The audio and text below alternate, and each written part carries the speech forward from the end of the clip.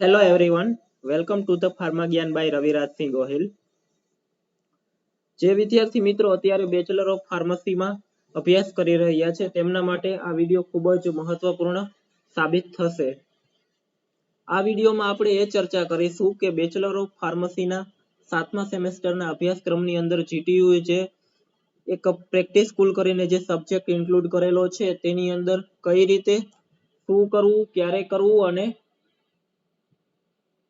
ક્યારે કરવું એ બધી જ ઇન્ફોર્મેશન ઇન્ક્લુડ કરેલી છે. તો હું દરેક સબસ્ક્રાઇબર મિત્રોને વિનંતી કરું છું કે તે વિડિયો અંત સુધી જોવે જેથી તે વિડિયોની કોઈ પણ અતિ મહત્વપૂર્ણ માહિતી મિસ ના કરે. ચાલો જોઈએ.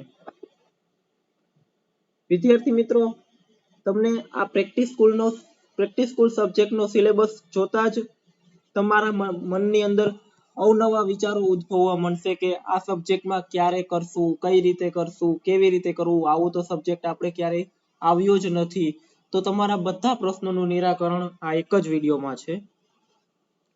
તો જો GTU એ તમારા સિલેબસમાં થોડીક ગાઈડલાઇન્સ આપેલી છે. પ્રેક્ટિસ સ્કૂલ સબ્જેક્ટના સિલેબસમાં થોડીક ગાઈડલાઇન્સ આપેલી છે. તે આપણે વન બાય વન ગાઈડલાઇન્સ જોઈએ. In the semester 7, every candidate shall undergo practice school for a period of 150 hours during the semester. એનો મતલબ એવો થયો કે તમારે તમારા 7મા સેમેસ્ટર દરમિયાન 150 અવર્સ નો આ સબ્જેક્ટ છે એટલે કે તમારે 150 અવર્સ આ સબ્જેક્ટ માટે ફાળવવાની રહેશે દરેક વિદ્યાર્થી મિત્રએ. The student shall option any one of the following activity for practice school. નીચે 5 જેટલી એક્ટિવિટી આપેલી છે તેમાંથી વિદ્યાર્થી કોઈ પણ એક્ટિવિટી પોતાની પસંદગી પ્રમાણે સિલેક્ટ કરી શકે છે. આપણે વન બાય વન એક્ટિવિટી જોઈએ. First one is hospital training. Hospital having minimum 10 bed facility. એટલે કે તમારા જે વિદ્યાર્થી મિત્રો સિટીમાં રહેતા હશે અહીંયા સિટીમાં તો more than 10 bed hospital available હોય જ, પરંતુ જે વિદ્યાર્થી રૂરલ એરિયામાંથી આવતા હોય ત્યાં 10 બેડ્સની ફેસિલિટી અવેલેબલ ના પણ હોય. એટલા માટે કે જે હોસ્પિટલની અંદર મોર ધેન 10 બેડ હોય તેવી હોસ્પિટલ્સની અંદર મિનિમમ 1 મંથની ટ્રેનિંગ લેવાની રહેશે. ત્યારબાદ બીજો ઓપ્શન એવો છે કે training in drug store, CHC and PHC. Either તો તમે ડ્રગ સ્ટોર ની અંદર ટ્રેનિંગ લ્યો, આઈધર તો community health centre or either primary health centre. Minimum 30 દિવસની ટ્રેનિંગ રિક્વાયર્ડ હોય છે પ્રેક્ટિસ સ્કૂલ પીરિયડ માટે. ત્યારબાદ થર્ડ ઓપ્શનમાં એવું કીધું છે કે training in R&D organisation, CRO, manufacturing organisation, QA and QC laboratories, public testing laboratory or drug regulatory body.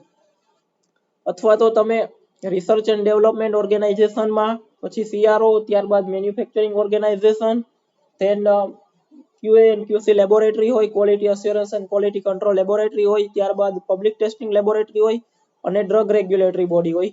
આમાંની કોઈ પણ એક જગ્યાએ તમે મિનિમમ 30 દિવસની ટ્રેનિંગ લીધેલી હોવી જોઈએ અથવા તો લઈ શકો છો આ ઓપ્શન અંતર્ગત. ત્યારબાદ ફોર્થ ઓપ્શનમાં એવું કીધું છે કે successfully passed massive operative open courses, open challenge source courses equivalent two 6 credit through સ્વયં પ્લેટફોર્મ. વિદ્યાર્થી મિત્રો, સ્વયં એક નેશનલ લેવલનું એક એક્ઝામિનેશન સિસ્ટમ છે કે જે એક્ઝામિનેશન સિસ્ટમ તો ન કહી શકાય પરંતુ એક ઈ લર્નિંગ પોર્ટલ છે કે જે વિદ્યાર્થીઓને ફ્રીમાં દરેક કોર્સિસ શીખવા પ્રોવાઈડ કરે છે, એટલે કે ફ્રીમાં લર્નિંગ પ્રોવાઈડ કરે છે. પરંતુ જો વિદ્યાર્થી જે તે સબ્જેક્ટમાં લર્નિંગ કર્યું એના બદલનું કોર્સ કમ્પ્લીશન સર્ટિફિકેટ મેળવવા માંગતા હોય તો તે વિદ્યાર્થીને અમુક સ્પેસિફિક નક્કી કરેલી ફી ચૂકવવી પડે છે. ત્યારબાદ તે એક્ઝામિનેશન માટે અલાઉ કરવામાં આવે છે અને after the successfully completion or passing of the exam you will get certificate. उसमें 6 क्रेडिट इक्विवेलेंट टू 6 क्रेडिट हो ऐसा ही कोर्स आप प्रैक्टिस स्कूल के लिए सिलेक्ट कर सकते हैं. उसमें कई सारे क्रेडिट वाले कोर्सेज अवेलेबल होते हैं जैसे कि 6 क्रेडिट वाले कोर्सेज अवेलेबल होते हैं और 4 क्रेडिट वाले कोर्सेज भी अवेलेबल होता है और डिफरेंट डिफरेंट ड्यूरेशन के कोर्सेज अवेलेबल होता है। उसमें से आप 6 क्रेडिट का कोई भी कोर्स सिलेक्ट कर सकते हैं और उसमें आप एनरोल कर सकते हैं। आप लर्निंग तो फ्री में कर सकते हैं, बट आपको जो सर्टिफिकेट चाहिए उसके लिए आपको पे करना पड़ेगा। Okay, then last, detailed literature review on any technical topic. At least 50 reference should be included in the report to be submitted. તમે ફાર્મસીના કોઈ પણ ટેકનિકલ ટોપિક ઉપર ડિટેલ્ડ રિવ્યુ લિટરેચર કરી શકો છો. Detailed review literature is nothing but તમે જે તે ટોપિક સિલેક્ટ કરો એને રિલેટેડ તમારા સૌપ્રથમ તો તમારા ઇન્ટરેસ્ટના ટોપિક ઇન્ટરેસ્ટ તમને જે ટોપિકમાં ઇન્ટરેસ્ટ હોય એવા ટોપિક્સ ફાઇન્ડ કરો. ત્યારબાદ તે ટોપિક્સને રિલેટેડ દરેક પ્રકારના રિસર્ચ અને રિવ્યુ આર્ટિકલ તમે ઇન્ટરનેટ ઉપર ઘણા બધા સોર્સિસ છે, ઘણી બધી જર્નલ્સ છે કે જેની અંદર હાઈ ક્વોલિટીના રિસર્ચ અને રિવ્યુ પેપર અવેલેબલ છે, તે કલેક્ટ કરવાના. ત્યારબાદ તેમાંથી તમારે પહેલા તો દરેક આર્ટિકલની ડીપ લર્નિંગ કરવી પડશે, તમારે ડીપ અન્ડરસ્ટેન્ડિંગ કરવી પડશે. ત્યારબાદ તે બધા જ આર્ટિકલને એક વખત તમે સક્સેસફુલી ડીપ લર્નિંગ અને ઇવેલ્યુએટ કરી લેશો, ત્યારબાદ તમે તમારા રિવ્યુ લિટરેચર લખી શકશો. Okay, at the end of practice school every student shall submit printed report in triplicate on the practice school. He shall attended about 25 pages.